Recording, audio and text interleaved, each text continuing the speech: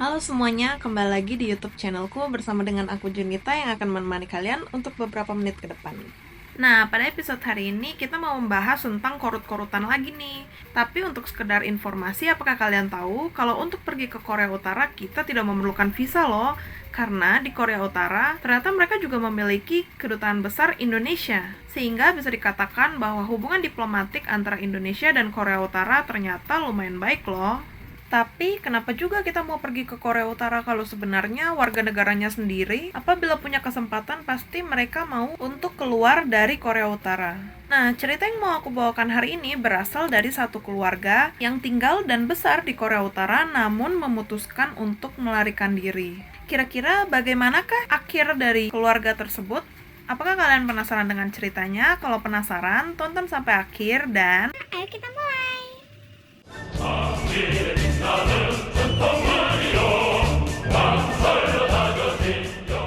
Yoon Na-jung adalah seorang anak perempuan yang lahir di Provinsi Chagang yang terletak di bagian utara dari Korea Utara. Ayahnya adalah seorang pejabat militer yang memiliki posisi yang sangat tinggi.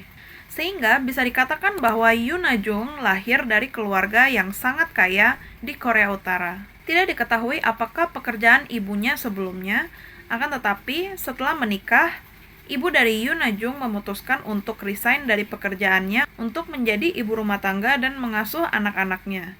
Sementara Yoon Na-jung juga memiliki kakak laki-laki yang mana adalah bodyguard langsung dari Kim Jong-un. Dikarenakan lahir dari keluarga yang sangat elit, keluarga Yoon Na-jung tidak pernah merasa kekurangan sedikit pun. Diketahui ayahnya bahkan dibayar menggunakan US dollar di Korea Utara. Selain itu juga, keluarga ini tidak pernah merasakan kelaparan sedikit pun meskipun dalam waktu kondisi krisis. Dikarenakan keluarga mereka selalu menjadi prioritas sebagai penerima ration atau subsidi berupa makanan dari pemerintah. Yuna yang tidak pernah merasakan kekurangan sedikit pun tumbuh menjadi seorang anak polos dan seperti anak-anak Korea Utara pada umumnya mereka sangat mencintai negaranya dan selalu tunduk kepada apapun yang diperintahkan oleh rezim Kim Jong-un. Akan tetapi, semuanya mulai berubah ketika ia mulai memasuki masa kuliah. Suatu hari, setelah lulus dari SMA-nya, Yoon Na-jung memutuskan untuk melanjutkan pendidikannya ke Kim Jong-suk University dengan mengambil jurusan bahasa Inggris. Universitas tersebut berada di kota Haeong yang mana berlokasi di perbatasan antara negara China dan Korea Utara. Setelah ia masuk ke universitas tersebut, barulah ia tahu bahwa para mahasiswa sangat tidak suka diatur dan sangat rebel. Mereka secara diam-diam tidak suka mengikuti aturan, menonton film drama Korea Selatan, dan bahkan menyanyikan lagu K-pop Korea Selatan juga. Yuna, seorang anak yang polos, mengetahui kenyataan tersebut sangat kecewa terhadap teman-temannya. Ia kemudian berkata bahwa apabila Jenderal Kim Jong-un tahu tentang hal ini, ia pasti akan merasa sangat sedih, karena generasi-generasinya sudah tidak lagi mencintai negara Korea Utara. Akan tetapi, teman-teman Yuna yang mendengarkan hal tersebut hanya tertawa kepadanya dan kemudian meninggalkan Yuna. Akan tetapi, mereka juga tidak berani untuk bertindak lebih jauh di hadapan publik. Beberapa hari kemudian, sahabat Yuna mengajak Yuna untuk pergi bersama-sama ke pasar yang berada di dekat universitas untuk membeli makan. Dan ketika mereka sampai di pasar, Yuna sangat kaget karena untuk pertama kalinya Yuna melihat banyak sekali anak-anak kecil yang berada di pasar yang menjadi pengemis atau tukang minta-minta. Mereka terlihat sangat kurus dan nampaknya sangat kelaparan. Bahkan terlihat juga ada beberapa di antara mereka yang masih belum bisa berbicara. Namun, mereka sudah menjadi seorang pengemis. Ketika Yuna membeli semangkuk mie, ada dua bocah yang datang menghampirinya untuk meminta-minta. Bocah tersebut berkata, Tolong Nona makan dulu sampai kenyang. Tetapi setelah Nona selesai makan, tolong berikan sisa makanan tersebut kepada kami. Yuna merasa sangat terkejut. Ia yang berasal dari keluarga yang kaya raya belum pernah melihat pemandangan seperti ini sebelumnya. Ia mendeskripsikan pemandangan tersebut sebagai neraka di bumi. Dalam hati kecilnya ia bertanya-tanya, ada apa ini? Kenapa banyak sekali orang-orang yang meminta-minta? Di manakah Jenderal Kim Jong-un? Ia teringat setiap kali ia memutar acara TV, ia selalu disuguhi oleh berita-berita yang sangat baik mengenai Korea Utara. Ia juga ingat bahwa berita-berita tersebut juga menyiarkan tentang Kim Jong-un yang berusaha sangat keras supaya Korea Utara bisa menjadi negara yang sangat maju tanpa adanya kemiskinan. Sahabat Yuna yang melihat Yuna tercengang kemudian berbisik kepada Yuna, "Yuna, kamu sudah ditipu oleh pemerintahan ini. Kamu jangan percaya terhadap semua yang rezim katakan." Kemudian bersama-sama dengan Yuna, sahabatnya itu pulang. Keesokan harinya, Yuna mendekati sahabatnya tersebut dan berkata, "Ayo kita nonton drama Korea Selatan." Temannya tentu saja merasa sangat syok. Ia kemudian bertanya kepada Yuna, Apakah kamu yakin? Yuna menjawab, "Ya, aku yakin. Aku ingin melihat apakah kehidupan di Korea Selatan benar-benar seburuk apa yang pemerintah katakan." Kemudian teman Yuna hanya menyodorkan Yuna sebuah USB yang mana berisikan film drama Korea Selatan. USB tersebut diambil oleh Yuna dan kemudian ia menonton drama tersebut secara diam-diam di dalam rumahnya. Drama yang ia tonton pada saat itu adalah Boys Before Flower. Setelah itu, Yuna menonton, dan ia merasa ketagihan dengan drama Korea Selatan. Melalui drama tersebut, Yuna juga menyadari bahwa orang-orang di Korea Selatan hidup dengan sangat normal. Tidak seperti orang Korea Utara, apa yang suka dibicarakan oleh Korea Selatan adalah hal-hal mengenai cinta, kehidupan, ataupun fashion. Yuna juga menyadari bahwa orang-orang Korea Selatan terlihat sangat kaya dan memiliki makanan yang sangat banyak.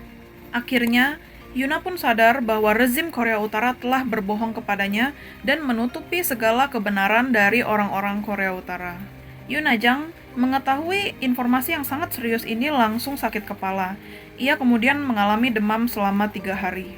Semua doktrin yang diajarkan oleh Kim Jong-un di seumur hidupnya langsung hancur hanya dengan beberapa episode drama dari Korea Selatan.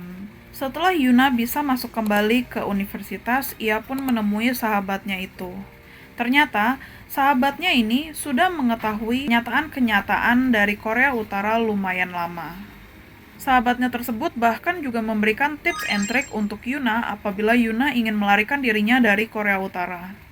Ia kemudian memberikan beberapa kontak dari broker yang berada di China untuk berjaga-jaga apabila Yuna memang serius ingin keluar dari negara tersebut.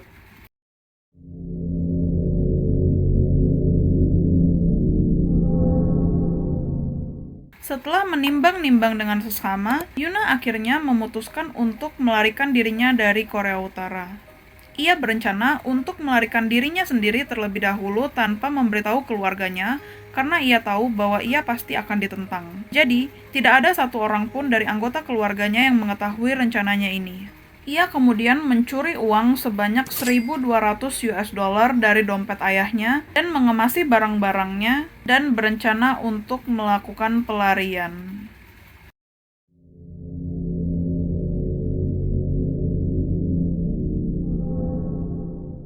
Keesokan paginya, Yuna berpura-pura untuk bersikap biasa-biasa saja di depan orang tuanya dan seperti biasa, ia pura-pura pamit kepada kedua orang tuanya untuk pergi menuju ke stasiun untuk pergi ke universitas. Akan tetapi, ibunya memandangi Yuna dan ia merasakan ada satu hal yang ganjal dari Yuna. Kemudian, ibunya memaksa untuk menghantar Yuna pergi ke stasiun. Yuna terpaksa untuk mengiyakan permintaan dari ibunya. Untuk pergi ke stasiun kereta, Yuna dan ibunya harus berjalan kaki selama 40 menit. Dan pada saat-saat tersebut itulah ibu Yuna mulai bertanya kepada Yuna, Yuna, kamu mau pergi "Kemana?" Kemudian Yuna menjawab, Ke universitas lah, Bu, seperti biasa. akan tetapi ibunya terdiam sejenak dan kemudian berkata, "Apakah kamu ingin pergi ke China?" Yuna tersentak kaget. Ia pucat, namun ia tidak mampu menjawab pertanyaan itu. Melihat reaksi anaknya tersebut, ibu Yuna kemudian berkata, "Nak, apabila kamu ingin pergi ke China, tidak apa-apa. Apakah kamu tahu bahwa saya ini adalah anak dari pasangan profesor? Kami hidup dengan pendidikan yang baik, dan aku juga tahu bahwa kamu juga terdidik dengan baik dan tumbuh menjadi anak yang bijaksana. Apabila kamu sudah memutuskan, pergilah nak, dan tidak perlu untuk mengkhawatirkan kami di sini. Yuna kemudian menangis di pelukan ibunya. Ia tidak mengetahui ternyata ibunya juga sudah tahu bahwa hanya orang-orang kaya sajalah yang bisa berkuasa di Korea Utara. Akhirnya, begitu sampai di stasiun, Yuna memeluk ibunya untuk yang terakhir kalinya. Kemudian, ketika ia masuk ke dalam kereta, ia melihat dari jendela bahwa ibunya sudah pingsan. Dan kereta pun melaju. Setelah turun dari kereta, langsung saja Yuna pergi untuk menemui broker yang berasal dari China itu. Sebelum diseberangkan menuju ke dataran China, broker tersebut meminta uang sebanyak $50 kepada Yuna, yang mana pastinya bukan merupakan masalah baginya. Yuna kemudian juga berkata kepada broker tersebut, Panggil lagi satu orang yang terbaik dalam bisnis ini untuk menghantarkan saya ke Korea Selatan. Kamu butuh berapa? Saya punya $1.000. Broker tersebut kemudian setuju untuk menolong Yuna dan kemudian mengajak satu orang lagi yang sudah sangat berpengalaman di bisnis ini. Broker tersebut kemudian membawa Yuna untuk menyeberangi Sungai Duman yang mana membawanya ke dataran China. Broker ini juga kemudian menghantar Yuna untuk pergi ke Myanmar melalui jalur darat, kemudian pergi menuju Thailand, dan di Thailand inilah Yuna meminta perlindungan, yang mana kemudian ia dihantar ke Korea Selatan menggunakan pesawat. Akhirnya, Yuna bisa tiba di Korea Selatan 6 bulan setelah pelarian dirinya dari Korea Utara. Begitu ia sudah sampai di Korea Utara, Yuna langsung mengetahui bahwa keluarganya pasti berada di dalam bahaya karena apa yang dia perbuat. Yuna kemudian langsung menghubungi intel dari Korea Selatan dan meminta intel Korea Selatan tersebut untuk membawa kembali ayahnya ke Korea Selatan, dikarenakan ayahnya merupakan salah satu jenderal dengan pangkat yang sangat tinggi di Korea Utara, yang mana pasti ayahnya bisa memberikan banyak informasi yang berguna untuk intel Korea Selatan. Intel Korea Selatan pun setuju.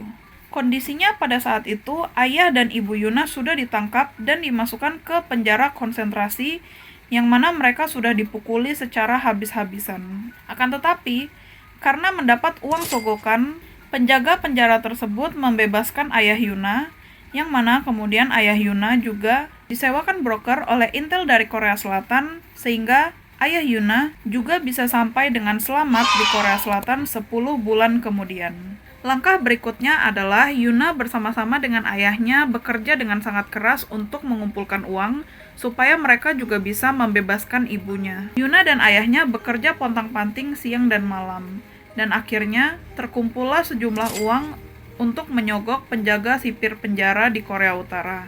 Dan pada akhirnya, ibu dari Yuna adalah orang ketiga di keluarga itu yang sampai di Korea Selatan. Yang terakhir adalah kakak laki-laki Yuna. Dikarenakan satu keluarga tersebut melarikan diri ke Korea Selatan, akhirnya kakak laki-laki Yuna dipindah tugaskan ke area terpencil di Korea Utara. Akan tetapi, lagi dan lagi berkat sogokan uang, maka kakak laki-lakinya tersebut bisa dibebas tugaskan dari jabatannya. Pada saat itu, kakak laki-laki Yuna sangat membenci keluarganya. Ia berkata bahwa ia akan menghabisi seluruh keluarganya itu karena telah berani-beraninya membelot dari Korea Utara. Namun, setelah 6 bulan kemudian, ia juga menyadari bahwa ternyata posisinya juga terancam di Korea Utara. Itulah yang menyebabkan ia akhirnya juga memutuskan untuk bergabung dengan keluarganya untuk melarikan diri dari Korea Utara. Dan pada akhirnya, kakak laki-laki Yuna adalah orang terakhir di keluarga tersebut yang bisa sampai di Korea Selatan. Tidak hanya itu, ia bisa sampai di Korea Selatan hanya dalam waktu 5 hari, yang mana terhitung sangat-sangat cepat. Akhir cerita, satu keluarga ini hidup dengan bahagia di Korea Selatan. Pada saat ini, Yuna adalah aktivis hak asasi manusia di Korea Selatan. Kadang-kadang, ia mengisi acara-acara seminar dan berbicara mengenai kenyataan-kenyataan di Korea Utara. Tidak hanya itu saja, kadang-kadang ia juga menjadi guru bahasa Inggris di Korea Selatan. Sementara adiknya sudah bekerja untuk perusahaan Amazon di Korea Selatan di bagian IT. Ia mendapatkan banyak sekali penghargaan yang mana sebelumnya tidak pernah ia dapatkan di Korea Utara.